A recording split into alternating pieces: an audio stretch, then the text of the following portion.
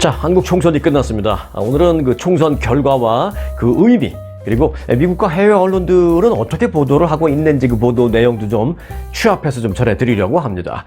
그리고 이제 무법천지 IT가 요즘 그 아주 상당히 그 위험한 그런 상황인데요. 무정부 상태죠. 무법천지. 그 IT의 한 한인 여 목사, 미주에 거주하시는 한 한인 여 목사님이 선교를 하러 갔다가 한 달 넘게 그 위험 속에 갇혀 있었던 일이 있었습니다. 그런데 얼마 전 정말 영화같이요. 미국이 국무부 헬기를 보내서 이 한인 여 목사님을 구출해냈습니다. 오늘 한국 총선 소식 후에 이 내용은 좀 전해드리도록 하겠습니다. 자, 더불어민주당이 22대 총선에서 단독으로 과반 의석을 확보했습니다. 4년 전에 이은 압승이라는 평가입니다.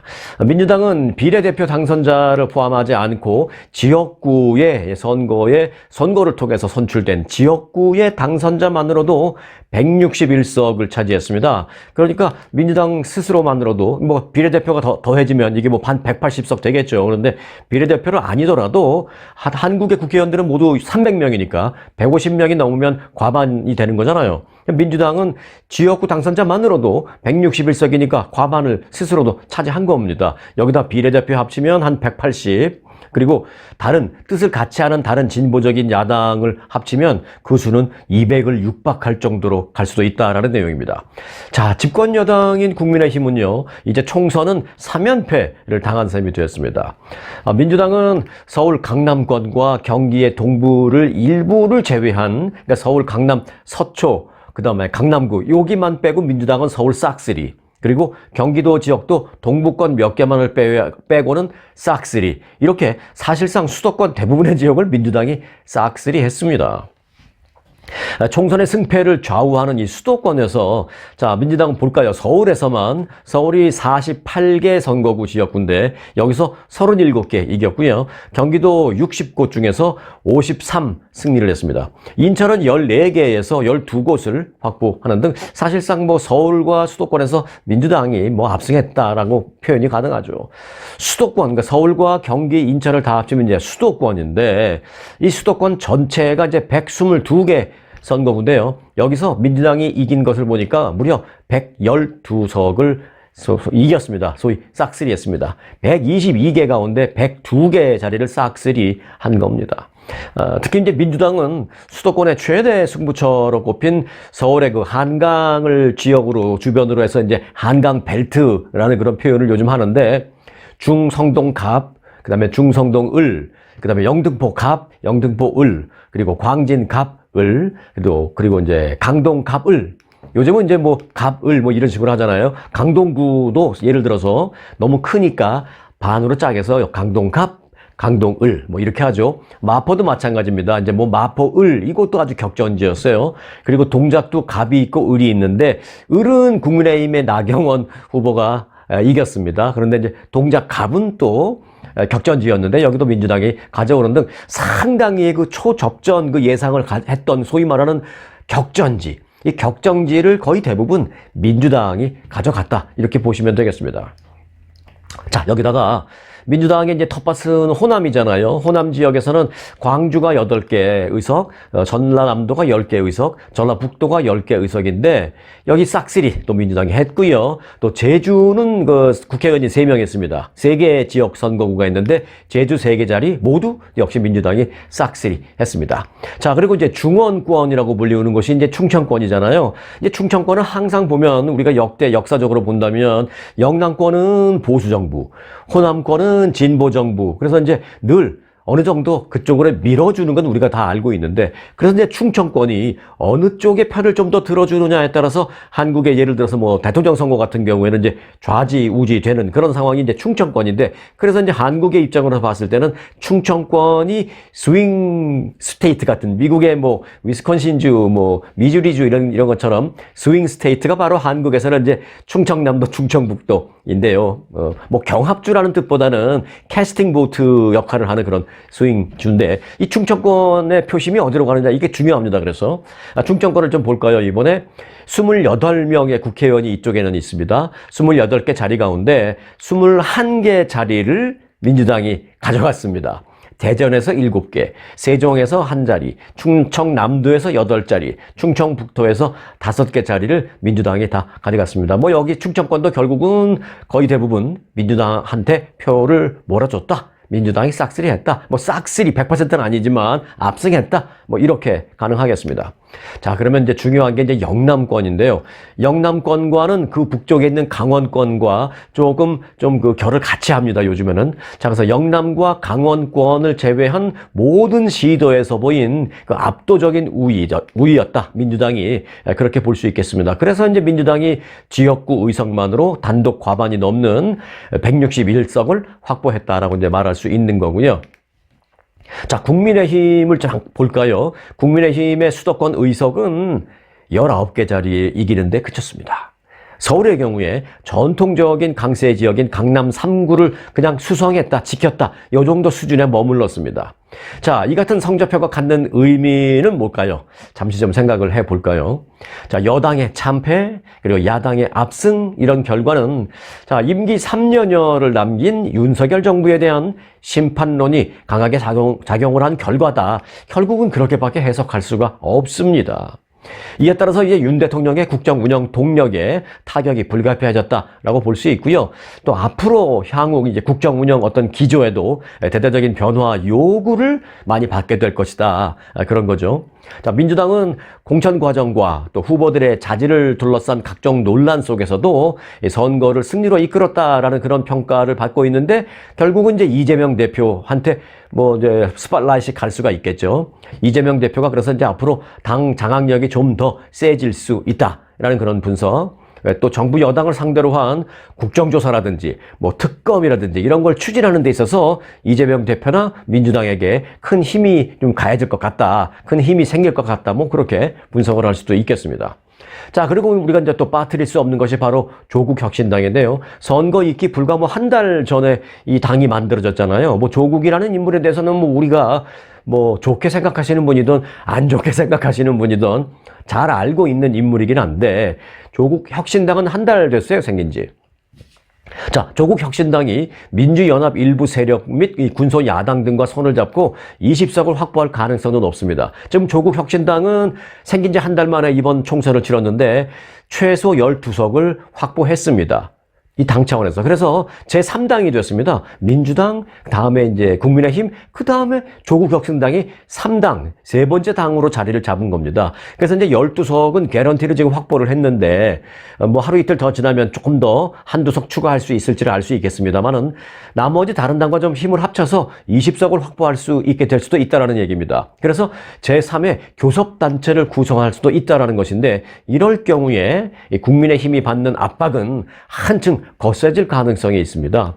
자, 국회 교섭단체로서의 자격을 갖기 위해서 이제 설명을 좀 드린다면 교섭단체로서의 자격을 갖기 위해서는 국회의원 20명 이상을 갖는 그런 당이 되어야 합니다. 그런데 이제 조국혁신당은 말씀드렸다시피 이번에 20석까지는 아니지만 뭐 12석은 개런티지만 그렇지만 이제 다른 군소 정당으로부터 그러니까 이제 좀 진보 성향을 갖고 있는 다른 군소 정당으로부터 대여섯 명 정도의 의원을 함께 해서 뭐 연립을 하든지 연합을 하든지 그럴 경우에 20석을 자체적으로 만들 수도 있습니다. 그게 이렇게 어려운 일은 아니게 됐습니다. 자, 그렇게 되면 이 교섭단체 자격이 되겠죠? 그러면 단체 자격이 된다라는 의미는 또 뭘까요? 한마디로 말하면 어떤 법안을 만들어서 단독으로 국회에 상정할 수 있다라는 뜻입니다. 예를 들어 안 그러면 자신들이 어떤 뭐 의미 있는 뭐 높은 취지가 있는 그런 법안을 만들었다고 하더라도 자신들이 단독으로 그걸 발의를 할 수가 없습니다. 그래서 이제 뭐 비슷한 뜻을 가진 그런 다른 당 의원들을 찾아다니면서 의원님 이 법안에 이름 좀 같이 좀 올려주세요. 의원님도 이런 법안 이 취지에 공감하지 않습니까? 이 법안에 이름 좀 올려주세요. 그러면 이제 그 의원이 난 개인적으로는 이 취지에 공감을 하는데, 내가 속한 이제 예를 들면 이제 민주당이, 내가 속한 민주당이 당 차원에서 뭐 이걸 하면 모르지만, 내가 개인적으로 당신네 당에 내 이름 올려주기는 좀 그런데, 당의 눈치가 좀 보이는데, 죄송해요. 뭐 이러는 경우가 사실은 많죠. 아무래도 당에 소속되어 있는 의원들은 당의 눈치를 본달까? 뭐 아니면 당의 당론에 따라서 이렇게 가야 되는 그런 게 있기 때문에 개인적으로는 해주고 싶지만 죄송합니다. 이해해 주세요. 이래서 이제 그게 쉽지 않은데 그래서 이제 좀 이름 좀 올려달라고 이 법안에 이름 좀 같이 올려달라고 일종의 국어를 해야 하는데 20석이 안 되면 근데 20석이 되면 그럴 필요가 없다라는 거죠. 자. 조국 혁신당이 교섭단체 자격이 될 가능성이 높은데 좀 힘을 합치면 그 경우에 가장 먼저 하겠다라고 약속한 게 이제 김건희 특검법, 한동훈 특검법 이런 겁니다. 그래서 이제 이 총선 결과가 다 끝났기 때문에 이제 조만간 이 같은 어떤 큰 변화가 또 어떤 형식으로 진행이 될지 요걸 지켜보는 게 아주 지금부터 중요한 관전 포인트가 될 전망입니다. 자, 그래서 이제 스토리 뉴스와 함께 앞으로의 관전 포인트 여러분과 함께 해 주시기 바라겠습니다. 자, 그리고 이번에는요, 우리가 살고 있는 이 미국, 우리는 이제 미국에 살고 있기 때문에 아무래도 이제 이번 한국 총선에 대한 그 미국의 언론 보도는 어떨까, 이런 게 관심이 있잖아요. 그래서 이제 미국 등 해외 언론의 그 보도 내용을 보는 것도 중요하다고 생각합니다. 자, 외국 언론들도 이번 한국의 총선에 대해서 많은 관심을 보이면서 이 개표 당시 상황서부터 계속 속보로 그렇게 전하고 있었습니다. 외신들은 이번 총선이 현 정부에 대한 중간 평가 성격이 강하다라고 하면서 향후 한국의 전국 전망까지 분석을 하면서 아주 신속하게 타전을 했습니다. 하나씩 좀 볼까요? 자, AP통신은 이제 미국 겁니다.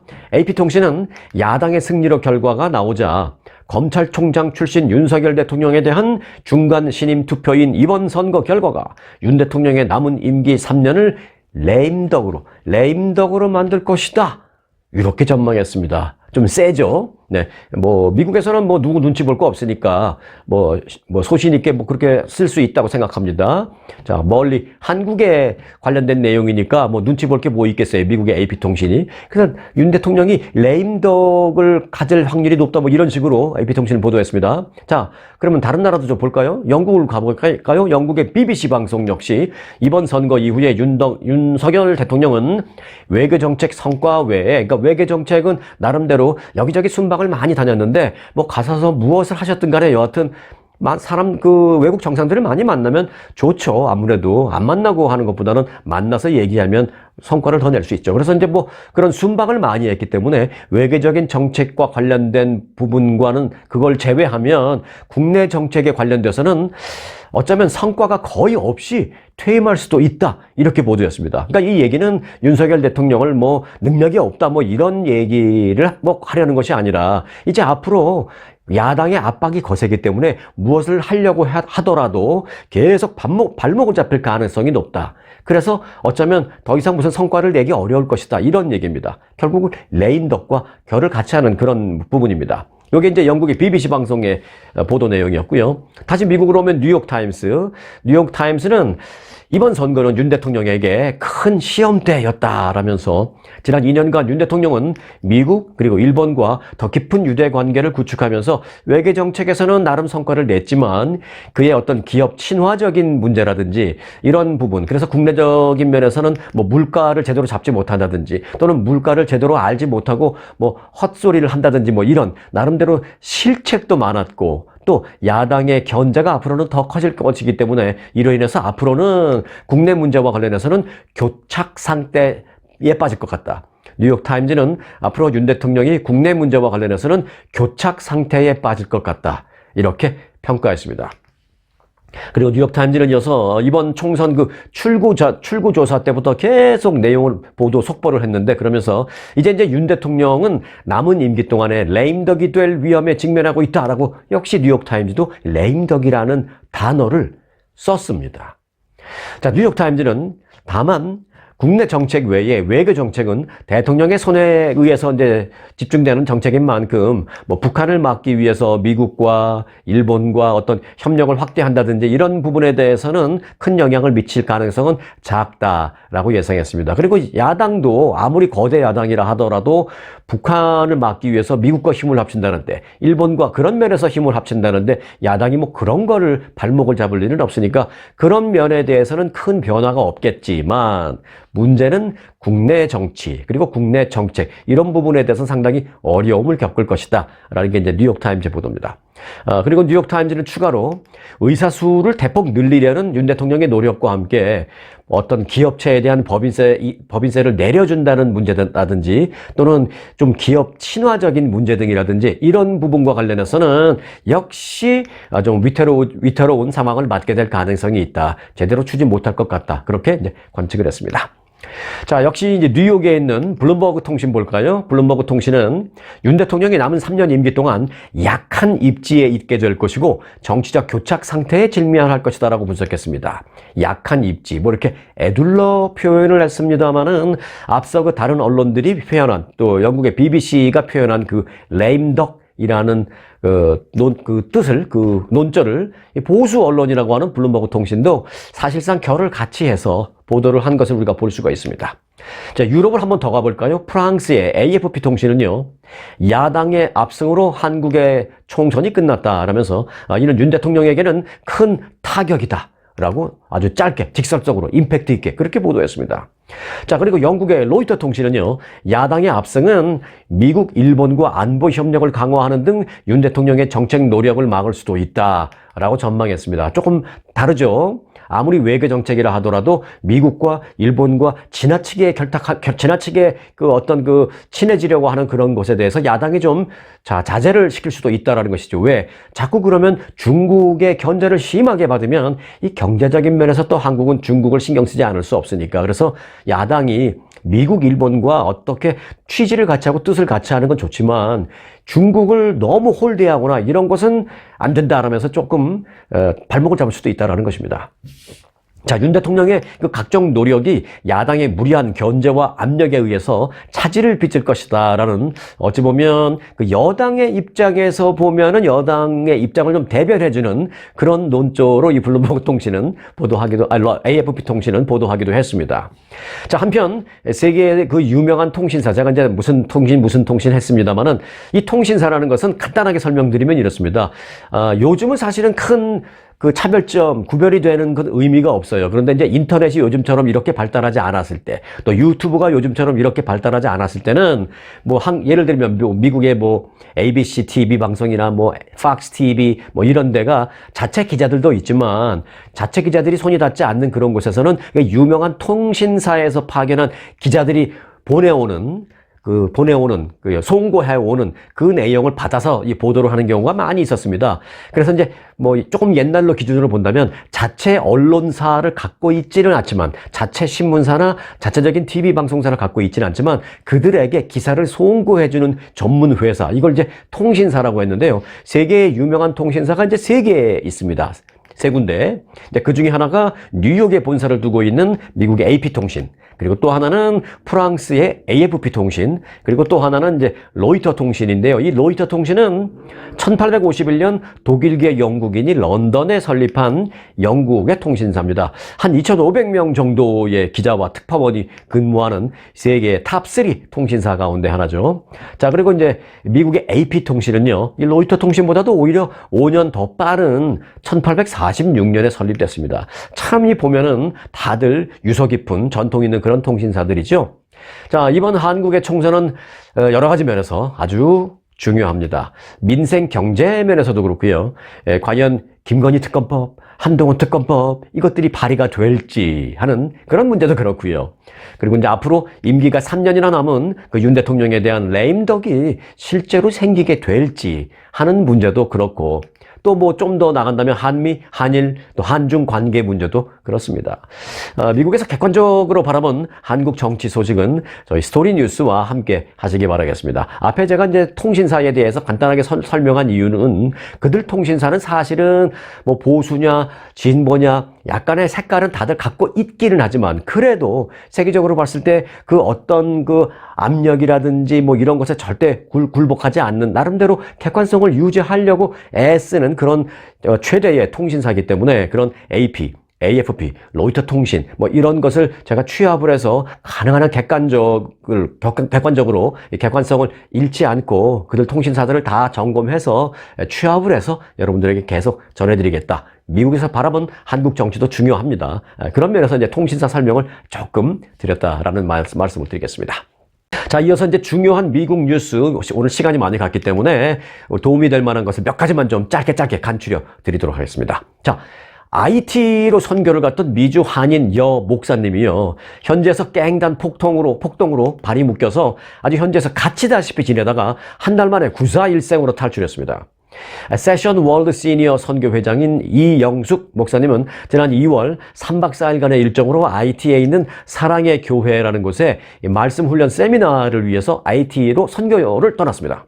선교 사역을 다 마치고 이제 돌아오기로 예정이 됐던 지난달 29일 오전에 현지 깽단이 이 도로를 완전히 장악하고 막 이 총격을 퍼붓고 싸움을 시작하는 바람에 목숨을 걸고 힘들게 가까스로 공항에 갔습니다. 공항에는 참 우여곡절 끝에 도착을 했습니다만은 항공편이 막 다 취소되는 거예요. 그래서 미국으로 오려고 했지만 미국으로 오질 못하고 공항에서 발이 묶였습니다. 그런데 항공편이 줄줄이 취소되자 아예 현지 공항이 전면 폐쇄돼 버렸습니다. 그래서 이영숙 목사님은요, 이로 인해서 이제 갱단 폭동 등으로 무법 상태에 빠진 IT에 한 달가량 꼼짝도 못하고 공항에서 지내야만 했습니다.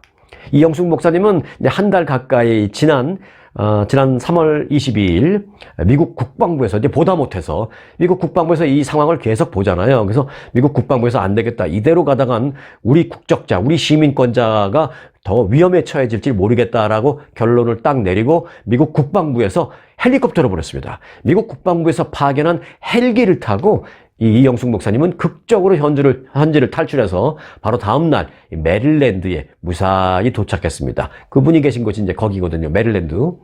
미국 국적자를, 미국 시민권자를 단 한 명이라도 이 위험한 곳에 또는 적지에 남기지 않고 구출을 해온다라는 미국의 슬로건을 이영숙 목사님 케이스를 보면서 다시 한번 실감하게 됩니다.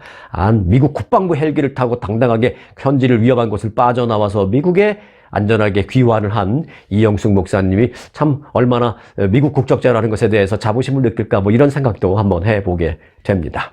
자, 월마트에서 지난 7년 동안 포장육이나 포장감귤 식품을 구입하신 적이 있다면 빨리 신청하세요. 최대 $500까지의 소송 합의금을 받을 수 있습니다. 다만 집단 소송 참여가 가능한 날은 6월 5일까지입니다. 그 전까지 빨리 해야 됩니다. 이 월마트의 제품 가격과 그리고 이제 그 제품에 비해서 이제 과다하게 청구한 그런 것에 대한 이제 클래스 액션이 있었는데 합의가 된 겁니다. 이 합의안에 따르면 2018년 10월 19일부터 2024년 지난 1월 19일 그 사이에 월마트에서 소고기, 돼지고기, 닭고기, 생선, 해물 등 무게 단위로 파는 그 식품 그런 것을 구매했거나 또는 봉지에 담겨서 판매된 감귤류 같은 것 산 소비자는요 4,500만 달러의 집단소송 합의금 대상에 포함됩니다. 이 해당 제품의 구매 영수증에 있는 소비자는 해당 상품의 구매 금액의 2% 최대 $500를 청구해서 합의금을 받을 수 있습니다. 만일 영수증이 없다면 구매한 상품의 그 어떤 유형과 연도 등을 자세하게 설명하는 등 내가 구매했다라는 걸 나름대로 글로서 입증하면 입증까지는 아니라 글로 설명을 하면 대부분 이제 인정을 해주게 됩니다. 그러면 적게는 $10에서 한 $25까지의 금액도 그렇게 청구를 할 수 있습니다. 더 자세한 내용은 이 웹사이트에, 월마트 웹사이트에서 이제 확인을 할 수가 있는데요. 이게 이제 월마트 웹사이트는 월마트 Weighted Groceries Settlement.com입니다. 좀 길죠? 그러니까 월마트에서 무게를 달아서 판매한 그로서리나 식품의 합의금.com이에요. 월마트 Weighted Groceries Settlement.com입니다. 좀 긴데 제가 이제 영상 설명란에 요 링크를 걸어 놓을 테니까 영상 설명란에 가시면 바로 클릭해서 여러분들 들어갈 수 있으니까 참고해 보시기 바라겠습니다. 자, 여러분들 혹시 SSA, 내가 일해서 텍스를 내서 은퇴한 후에 받는 그 연금 받고 계신가요? 만일 받고 계신다면 몇 살부터 받으셨나요? 원래 제대로 하자면 이제 제대로라는 뜻이 어떻게 들릴지 모르겠습니다만 full amount를 받기 위해서는 67세에 이제 신청을 하는 것인데 62세부터 내가 그보다는 적지만 나 받을래 해서 신청할 수 있는 자격은 62세부터죠. 자, 그런데요. 미국 시니어 4명 가운데 1명은 62세부터 연금을 신청해서 받는 것으로 조사되었습니다. 사회보장국이 최근에 발표한 자료에 따르면 62세가 연금을 받는 두 번째 인기 있는 연령이라는 것입니다. 첫 번째는 물론 이제 풀 어마운트를 받을 수 있는 67세. 그런데 두 번째 가장 많은 퍼센테이지는 62세라는 것입니다. 그냥 62세 되자마자 바로 신청하는 거예요. 자, 남자들의 경우에는 23%가 62세에 받고요. 여자들의 경우에는 25%가 62세에 연금을 신청해서 받는 것으로 나타났습니다. 미국에서 그 소셜 시큐리티 연금은 보통 이제 10년간 일하면서 텍스를 냈다면 받을 수 있죠. 또 뭐 본인은 일을 하지 않았다 하더라도 배우자가 그렇게 일을 했으면 배우자가 받는 연금 액수의 절반을 또 함께 받을 수가 있습니다. 올해 그 조기 은퇴를 할 수 있는 연령은 1962년생입니다. 이들의 경우에 조기 은퇴를 하면 만기 은퇴 때보다 30% 정도 적게 연금을 받습니다. 예를 들어서 만기 연령대, 그러니까 67세가 돼서 받을 때는 예를 들어 뭐 $2,000를 받는 사람이라면 조기 은퇴 62세에 받을 경우에는 $1,400를 받게 됩니다. 사회보장국에 따르면 지난해 6월 기준으로 62세에 연금을 신청한 미국인들이 평균적으로 받는 연금 액수는 $1,277였습니다. 67세 만기로 받는 평균 연금 액수는 $1,845였습니다. 생각보다 그렇게 많지는 않죠. 내가 평생 세금 낸 거에 비해서는 생각보다 그렇게 많지는 않다라는 생각. 저는 이 액수 얘기할 때마다 항상 그런 얘기가 들어요. SSA가 아닌 웰페어라고 하는 SSI, 저소득층이기 때문에 내가 뭐 세금 안 냈어도 이제 받을 수 있는 것도, 이것도 한 $1,000 정도는 받잖아요. 이것과 큰 차이가 없다. 난 평생 텍스를 했는데 뭐 이런 생각을 여러 번 자주 하게 됩니다. 명품 유럽, 아주유럽의 품격이 더욱 높아졌습니다. 영국, 프랑스, 스위스, 이태리, 바티칸의 네덜란드와 독일까지 US 아주 투어만의 서유럽 7개국 13일. 일정이 다르면 여행의 품격이 다릅니다. 투어업계 유일하게 박평식 대표가 현지에서 직접 설계한 40년 노하우가 담긴 아주 좋은 아주 유럽. 고객 만족도 전매주 1위. 1등 회사 US 아주 투어와 함께하세요. 아주 좋은 아주 투어. 자, 전국 공항에 438개 공항이 미국에 있습니다. 그런데 그 공항에 국내선 항공 운임이 요즘 많이 싸졌습니다. 15년 만에 최저 수준을 나타내고 있습니다. 연방교통부의 국내선 평균 항공 운임 데이터를 보니까요. 2020년부터 2023년까지 4년간 평균 항공권 가격이 $327로 2009년 이후 $306였는데 그 이후에 계속 높아지다가 지금 가장 낮은 수준을 지금 기록하기 시작했다는 것입니다. 역대 최저 가격은 팬데믹이 시작됐던 2020년에 $244였습니다. 그건 뭐 이해하죠. 뭐 여행객이 워낙 없었으니까. 자, 한인들이 많이 이용하는 LA 국제공항은 $387가 평균이었습니다. 그런데 10년 전에 비한다면 8%가 이게 더 싸진 가격이라고 합니다.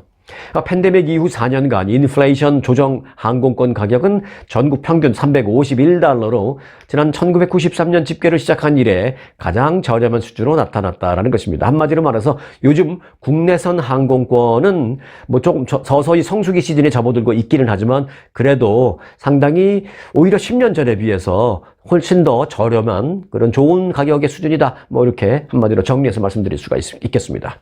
118년 전통의 미국의 명문 사립학교에 한인 여교장 선생님이 부임했습니다. 이제 여러 가지 면에서 의미가 있어요. 작년에 7월 버지니아 맥클레인에 위치한 마데라 스쿨에 11대 교장으로 부임한 사람이 바로 한인 여성인 계수연 교장 선생님입니다.